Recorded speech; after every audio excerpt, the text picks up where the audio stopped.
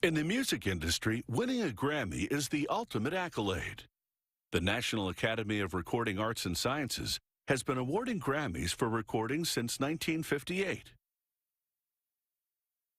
Every year, the winners are honored with a Golden Gramophone Trophy. The Grammys are to the music industry what the Oscars are to movies. The coveted trophy is made of gold-plated Gramium.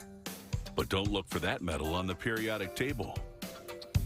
It's a proprietary zinc alloy specially formulated and trademarked by the artisan who makes the Grammys.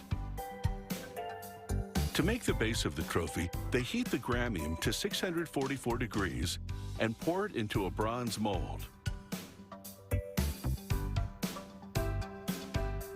They immediately pour out the excess molten metal.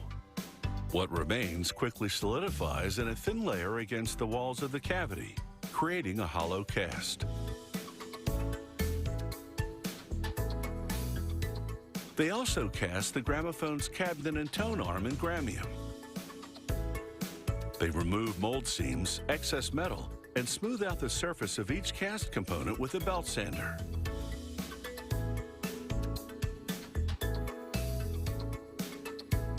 Then they file by hand the areas the belt can't reach.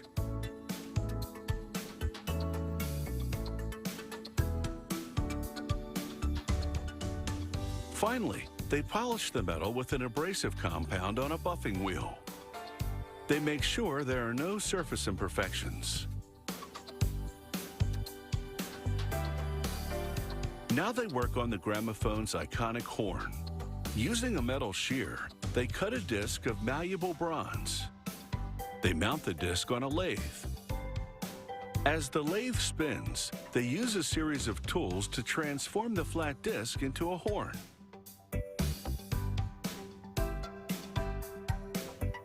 Then they spin the horn on a different lathe, pressing an abrasive cloth against the surface to remove any tool marks. Before they connect the tone arm to the cabinet, they brush on some flux, a chemical that makes the stationary solder flow into the tiny gap between components. Now they bolt the tone arm to the cabinet, then solder.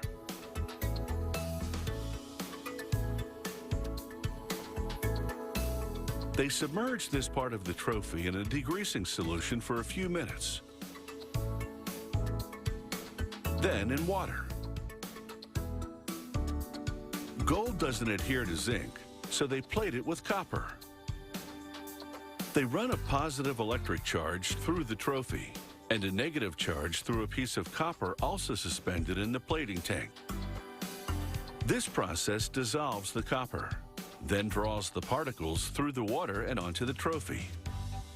They repeat the electroplating process in a different tank, this time with nickel.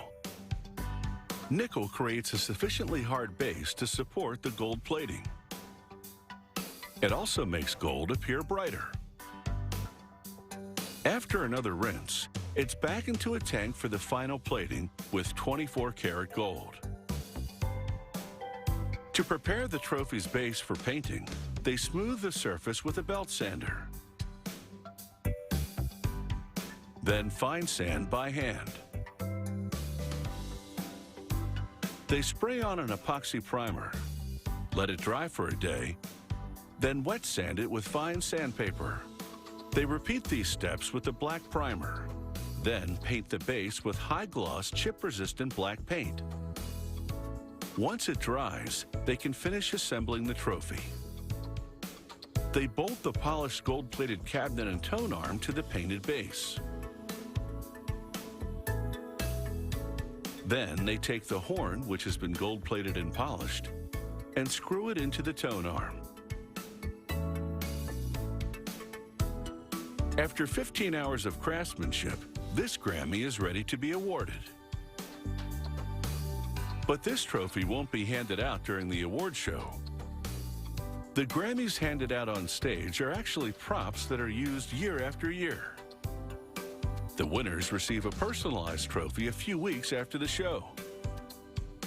The base has a brass plate engraved with their name and musical category.